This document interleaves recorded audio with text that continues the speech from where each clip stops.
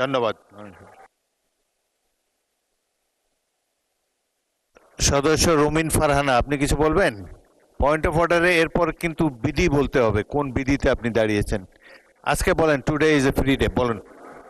মাননীয় স্পিকার, আপনাকে ধন্যবাদ।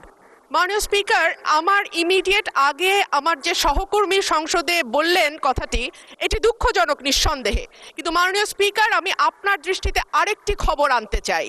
আজকে ডেইলি স্টারে এই খবর প্রকাশিত হয়েছে, এই সংসদে উপস্থিত আমি এবং আমার আরো দুজন নারী সহকর্মীর বিরুদ্ধে এই সংসদে উপস্থিত আরেকজন সংসদ সদস্য যে কদাকার কুৎসিত ভাষায় মানে ওয়াজ মাহফিল করেছে, যে কুৎসিত ভাষায় তারা বক্তব্য দিয়েছে, আমি আপনার কাছে এই ব্যাপারে বিচার চাইছি। মাননীয় স্পিকার, আপনি বিষয়টি সংসদে দৃষ্টি আকর্ষণ করছি, আপনি বিষয়টিকে দেখবেন।